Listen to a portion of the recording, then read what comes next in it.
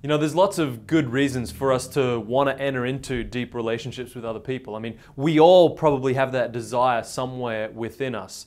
And for many of us, those desires are internal. We want to be known by someone. We want to be deeply loved by someone else. We want to know that we actually matter to someone else and that they care about us. The problem, though, with deep relationships is selfish desires. Even the selfish desire for having a deep relationship. Selfish desires are the enemy of deep relationships. So the third principle that we need you to learn for discovering what it means to have deep and meaningful relationships with other people is that we've got to leave selfishness behind. You must leave selfishness behind.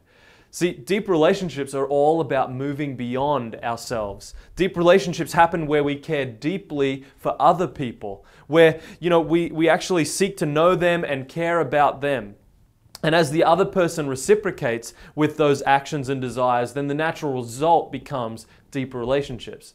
But the selfishness, on the other hand, is essentially like an inward turning, and it focuses all our attention on our own needs and our own wants and our own desires. And the more we focus inward on those things, we actually become isolated. And the more we turn inward and focus on those kind of things, we isolate ourselves and turn inward further, and removing us further and further from those around us. See, selfishness is the enemy of deep relationships. We remove ourselves from others. And it's because it's like when you're looking at yourself so closely in the mirror, it's almost impossible to see anyone else.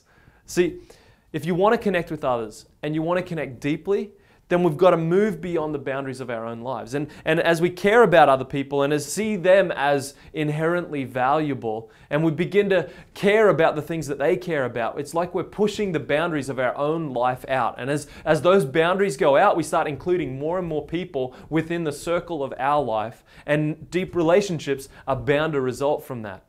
See, this is why we suggested in the first principle, that you've got to ask good questions. See, there's few things that are more simple and effective in communicating our care and our desire to actually know someone else than asking good questions. Asking questions about what matters to them. Not for our own sake, but for their sake, and caring about the things that matter deeply to them. That's what it's all about. So when we care about others, we ask about that.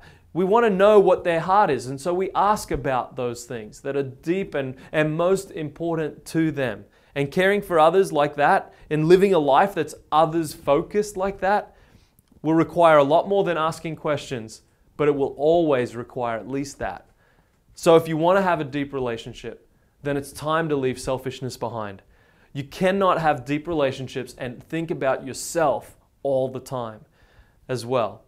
This isn't easy, because I know that selfishness is what's actually easy, right? That's what comes most naturally to each and every one of us. So it's not easy, but you've got to learn to look beyond yourself if you ever to truly experience a deep relationship with someone else.